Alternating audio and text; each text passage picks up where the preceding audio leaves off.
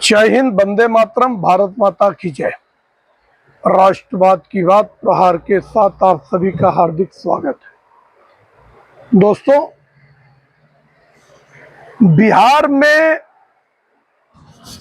जंगल राज मतलब बिहार में अगर चुनाव है तो सांप्रदायिक ताकतें इस तरफ से वहां पे एक्टिव हो गई हैं चुनाव से पहले। क्यों तेजस्वी यादव को अब की बार लग रहा है साम दाम दंड भेद चाहे जैसे भी किसी भी सूरत में अब की बार हमको सत्ता में आना है, क्योंकि उनको लग रहा है कि 20 साल हो गया और सत्ता से बाहर है हम। और अब की बार जो बिहार में लोगों को नौकरी मिली, खासतौर से टीचर भर्ती, वो नीतीश कुमार के ही शासन में हुआ। मगर तेजस्वी उसका क्रेडिट लेने इसलिए निकलते हैं, उनको लगता है कि ये हमने दिलवाया, और युवाओं में एक कंफ्यूजन की स्थिति पैदा कर। तो ये जो घटना हुई है कि बिहार की राजधानी पटना में मगध हॉस्पिटल के मालिक, जाने माने कारोबारी, भारतीय जनता पार्टी नेता गोपाल खेमका की दिन दहाड़े गोली मारकर हत्या कर दी गई। और अब सवाल लॉ एंड ऑर्डर पे आ रहा है कि बिहार में महाजंगल राज। अब जंगल राज के बारे में युवा पीढ़ी तो जानती नहीं है, और इसका तो मैं कहता हूं विधिवत स्क्रीनिंग करा के समय रहते पूरे बिहार में एकदम एक एक चप्पे चप्पे गांव गांव तक स्क्रीनिंग पहुंचनी चाहिए कि जब गुंडा राज चालू हुआ था, जंगल राज चालू हुआ था, कैसे दिन दहाड़े वहां पे बहन बेटियों की अस्मत लूट ली जाती थी, कैसा कारोबारियों के बिजनेस लूट लिए जाते थे, कैसा वहां पे दहशत का माहौल रहता था। 5 बजे के बाद किसी को घर से निकलने की हिम्मत नहीं होती थी। उस गुंडा राज को वापस अगर इस समय लालू के लाल तेजस्वी यादव जनता के बीच में घूम के कह रहे कि महाजंगल राज आ गया है, तो इस बीच इस घटना के बाद वहां तेजस्वी यादव गोपाल खेमका के घर पे गए और उनके परिवार को आश्वासन दिया कि अगर हम सत्ता में आए तो इसकी विधिवत जांच करा के न्याय देंगे। वहीं दूसरी तरफ सरकार भी एक्टिव हो गई, और जब कहीं न कहीं नीतीश कुमार असफल दिख रहे हैं, ऐसे में हर जगह मोर्चा सामने अब बीजेपी संभालना शुरू कर दिया है।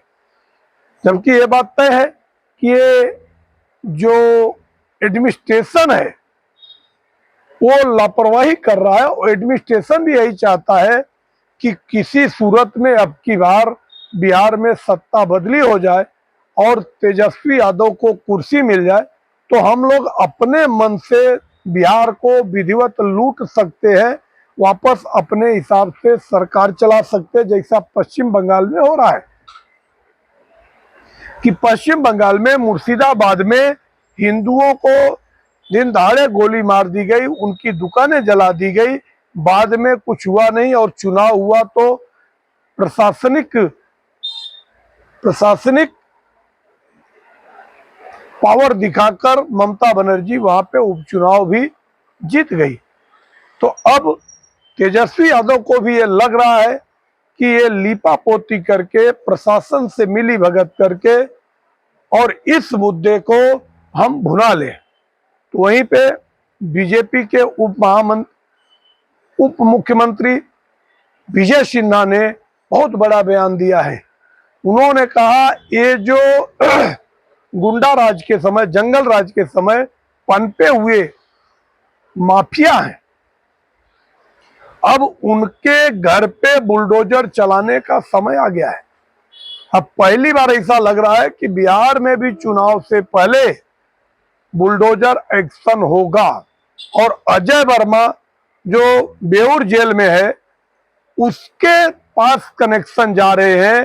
ये तो एकदम अतीक अहमद जैसा मामला है कि अतीक अहमद गुजरात की जेल में बैठकर, साबरमती की जेल में बैठ के और राजीव पाल हत्याकांड की पूरा साजिश रचा और जिस एक राजीव पाल के हत्या के मामले में उसका पूरा कुनबा लुट गया।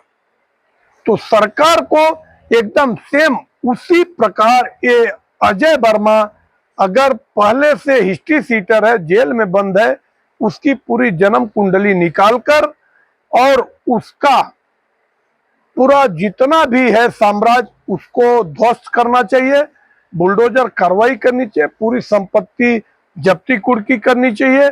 और इसी बीच सम्राट चौधरी जो डिप्टी सीएम है उन्होंने भी कहा है कि अपराधी के घर में घुस के मारेंगे, ऐसा मुख्यमंत्री का आदेश है।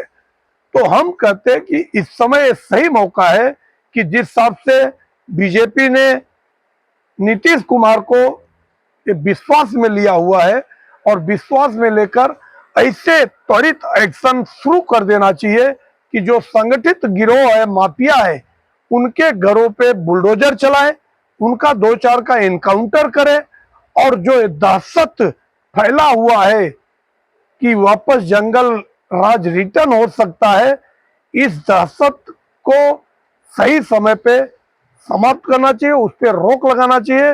लोगों के अंदर ये र्यूमर न फैल पाए कि लोग जैसे नीतीश कुमार थे, जैसे लालू और राबड़ी थी, क्योंकि लालू और राबड़ी भी गृह मंत्रालय अपने हाथ में रखते थे, उनको किसी के ऊपर भरोसा नहीं था।